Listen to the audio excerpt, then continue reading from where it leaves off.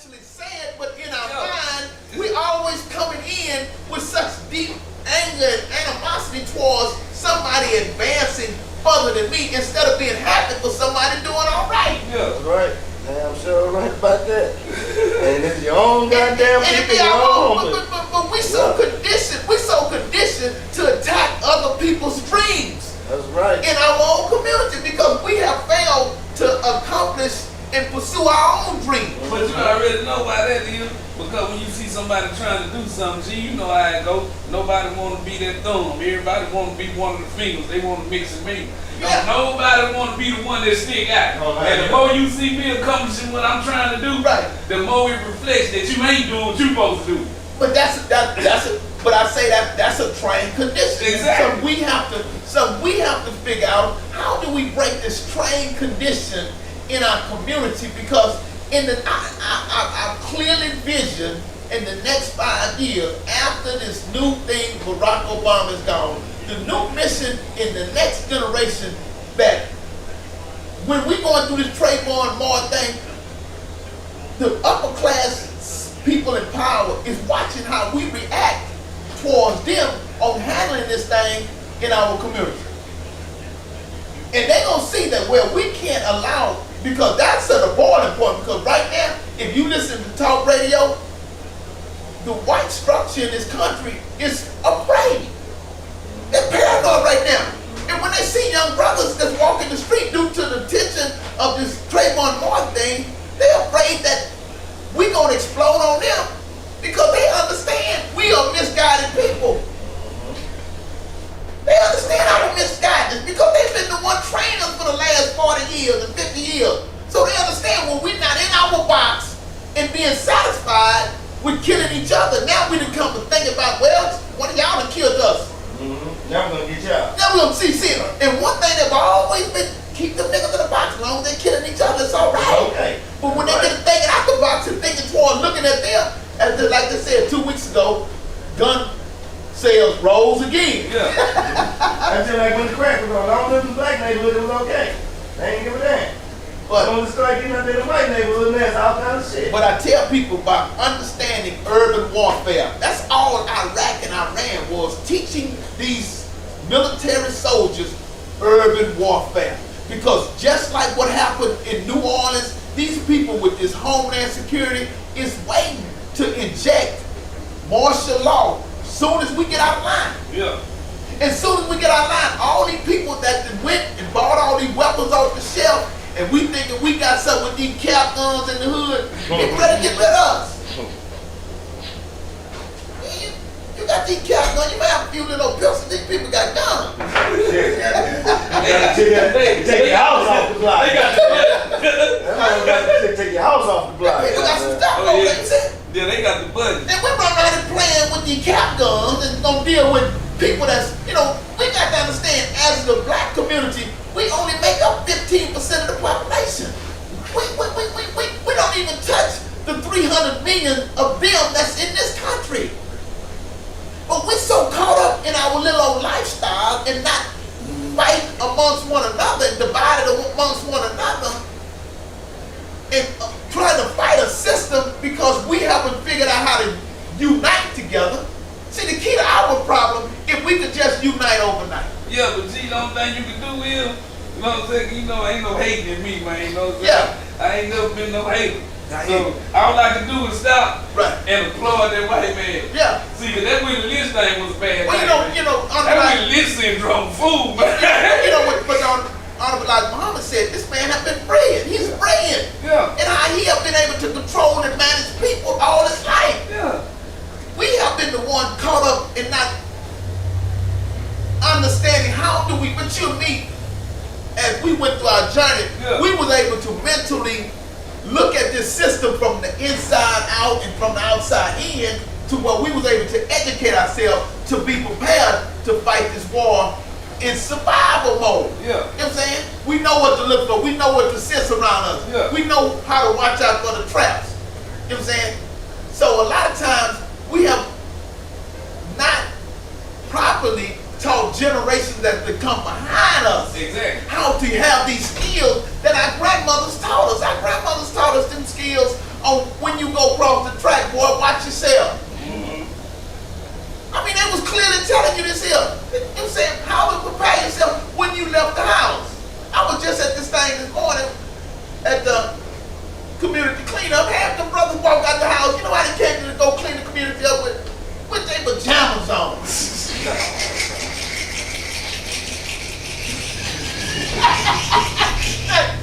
Hey, but that's that old saying, though, G.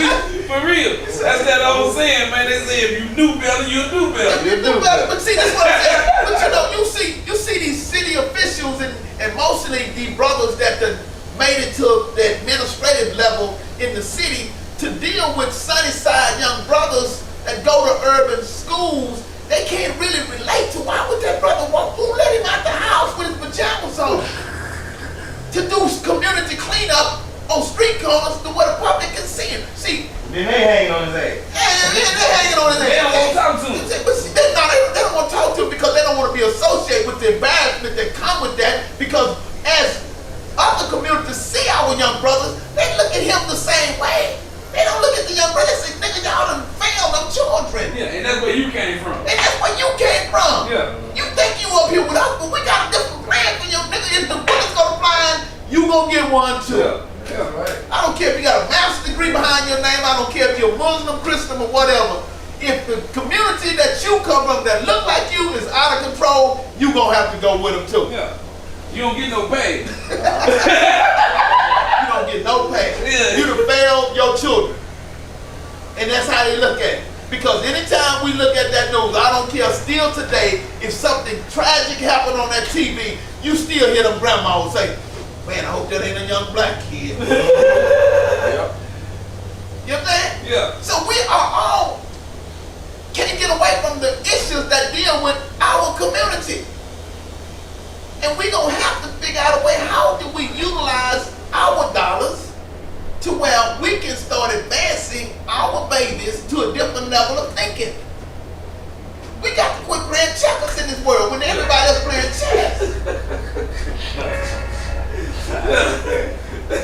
With monopoly money. This is chess playing. This is chess playing world. People are strategizing, and we still making 1 or 2 moves, and everybody putting us in check. Yeah. And we get back, we go through our embarrassing moments, and what we do after we get beat down so bad, depressed, oppressed, repressed, we go sit up in these churches with these pastors that's been promised us a mission away from this beautiful earth. Yeah. See, And we don't know how to break that stronghold because we, as loving black people, when we get sickly down and we gave all our best time to the streets and we get sick with diabetes, high blood pressure, the doctor done told us we got a limited time to be here. You beat down. So you get your best years on the streets when you can't be involved in the church. And when you die, you go down and you get conditioned and let them old pastors manipulate you and take the rest of your money until you're dead and gone. In the Sunnyside area, my district that I deal with, Sunnyside, man, it's 286 churches in Sunnyside, man. Yeah. 286 churches. Well, we need that many. And every one of the churches got a different name on it, but all of them believe in Jesus. But the cold part is, you know what I'm saying, all the mega churches in the ghetto. Thank you. All over the United States. Every mega church in the ghetto. Every mega church. Flying airplanes and helicopters out there. In the hood. In the hood.